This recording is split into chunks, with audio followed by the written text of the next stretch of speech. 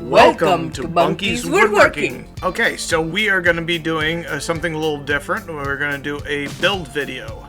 Today we are building a coffee table of our own design. It was a lot of fun to put together too. I hope you enjoy the video.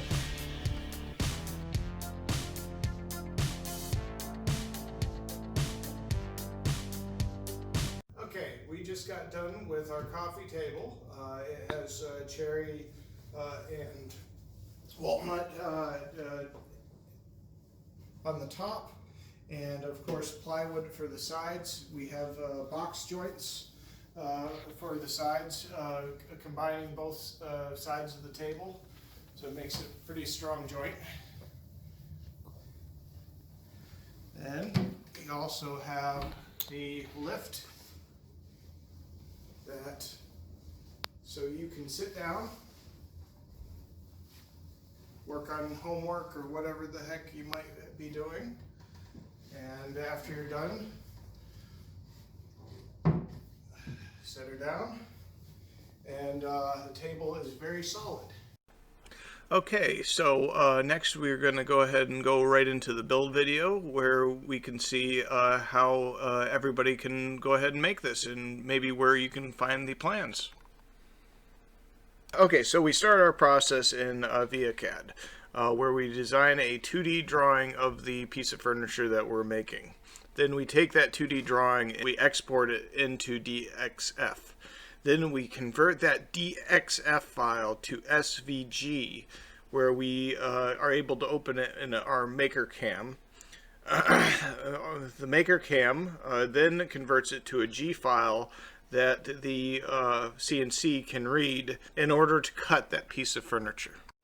Okay, now we're going to go straight into the build video. It took a lot of labor hours and everything to get this together, moving around a camera and such. And you're going to see a lot of my backside because I don't know how to act around a camera. Well, enjoy the video. Okay, so we start off with some 3/4 plywood and putting it on my my 4x8 CNC machine.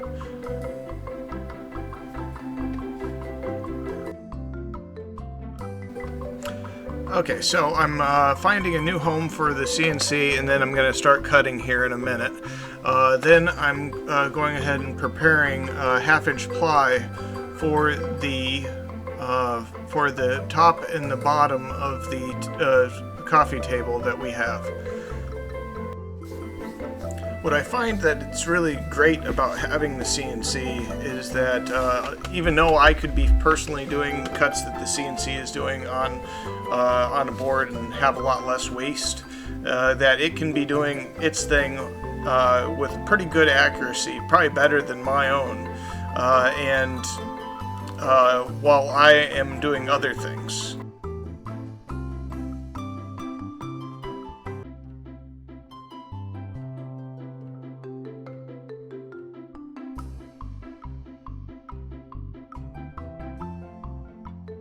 So the reason why we are seeing the CNC behind a curtain is because it kicks up a lot of dust around, and we still are working on our vacuum system in the shop.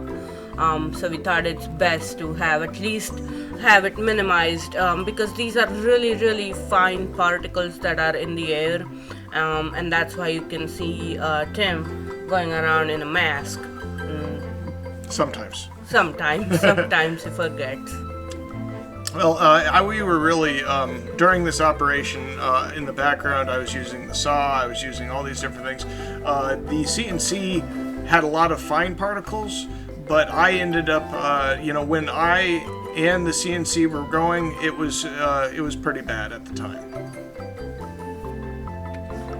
You can see me every once in a while joining in, and we found a small error while cutting this portion. Huge error, my goodness. What had happened is that when it got over to the sides, I must have not set up the CNC just quite right. I guess I might need to have it angled maybe a little bit, maybe about 5 inches more, and have it a little further away so it pulls a little bit. But on that edge, I ended up having to pull the the CNC a little bit closer to the side so it would make straight cuts. But we ended up going over it with some putty and getting it to look about right. And you see that it actually didn't have a problem after a couple adjustments. We only had problem with one of the four parts, I would say, or sides, or whatever you call it.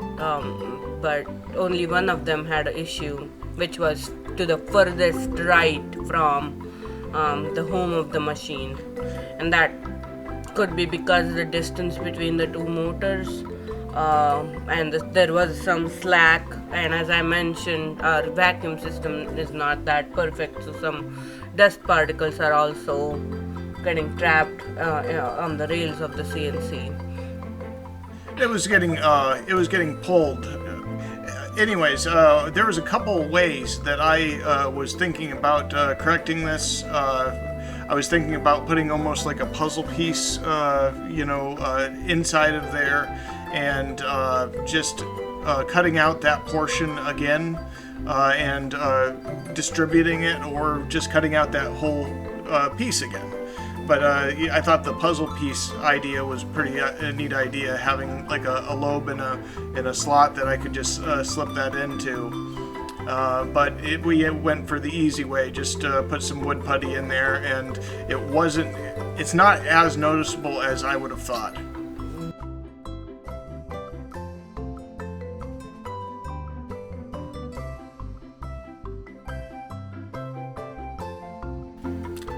Okay, now I'm trimming up and making some corrections on the top and bottom parts of the table. And I had lost the video of the part where I had unclipped the pieces from the board. But of course I ended up, as you could see, you saw one of those box joints in the photo up there a little while ago. But I'm going through and I'm cutting the slots for the table and measuring it up and making sure everything was nice and plumb.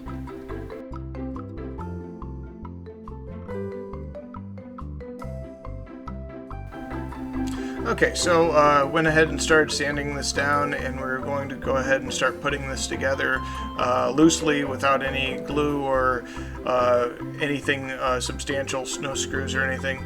There it goes, falling over. The very cool thing about this table is that it only has about 6 or 8 screws in the whole thing holding it together, and of course the glue on the box joints.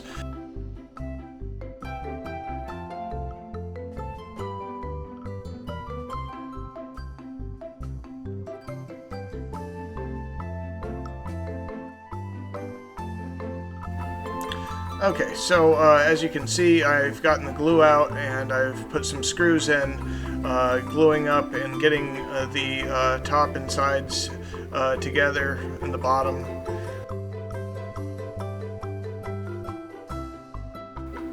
Okay, after screwing it down and putting all the clamps on, I go ahead and set the piece of furniture off to the side so the glue can dry. I get a piece of rough cut cherry. It is 16 inches wide, and my planer won't take it that way.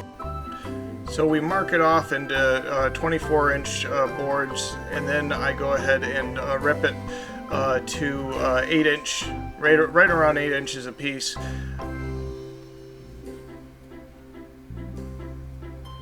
Okay, so I'm setting up the planer, and I go ahead and start putting the boards through, getting it to the right thickness.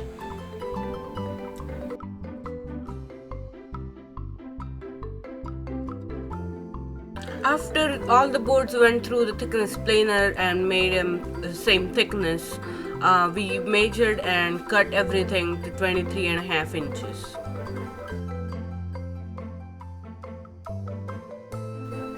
Take a look at how beautiful this board is. I know there's a little bit of burn marks from the saw, but look how beautiful the everything turned out. Okay, so now I started making some walnut strips in order to hide any imperfections of between each of the cherry boards.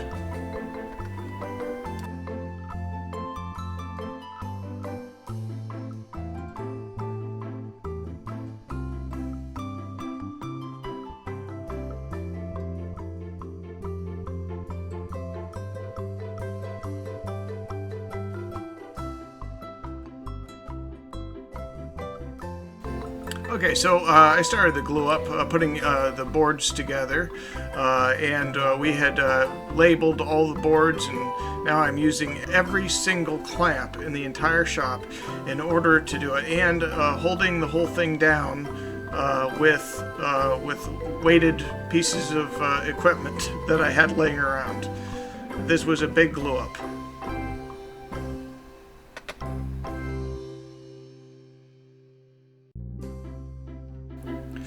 I took out the table and started sanding down the edges after the glue up and filling in any areas that I could find with some wood putty.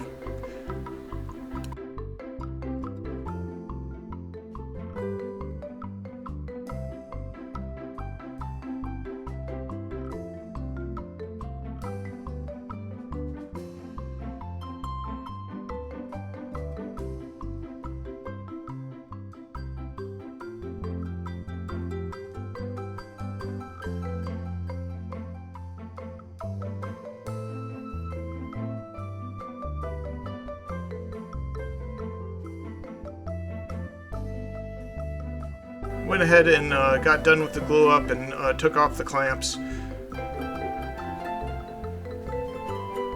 And I went ahead and did a dry test. It looks like a pretty good table.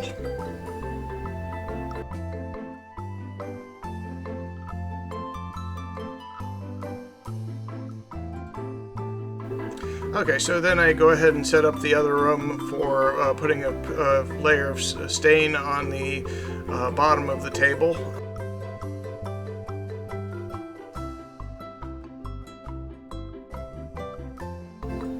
Okay, so I am going over any of the areas that are a little bit high with the hand planer and gluing up any of the large gaps inside of the board, and going over it with the belt sander. It takes a lot of good wood off.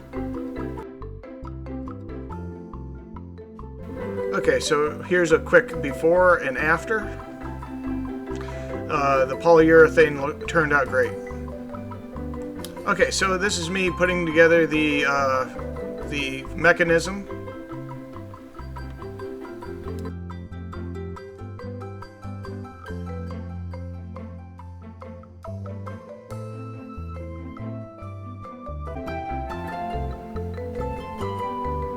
Okay, so I started measuring the board and getting everything ready, and eventually here I set it upside down on the top of the table after I marked the areas where the mechanism is going to go. Then I go ahead and drill holes and install the mechanism.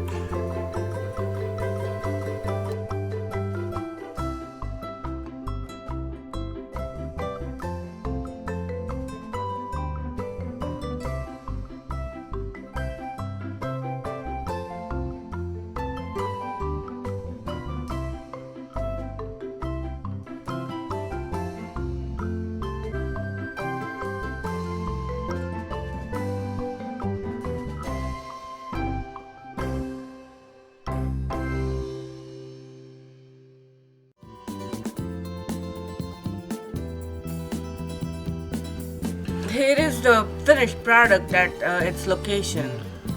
It looks really good. Yes, it really matches the furniture. The cherry and walnut look absolutely amazing.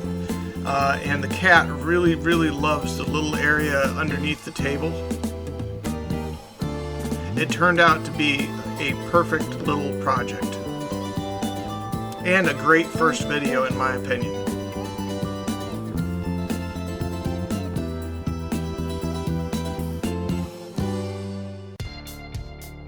Thank you for watching our videos. Please like and subscribe. While you're at it, please check out our Etsy store. We have provided the link in the description below.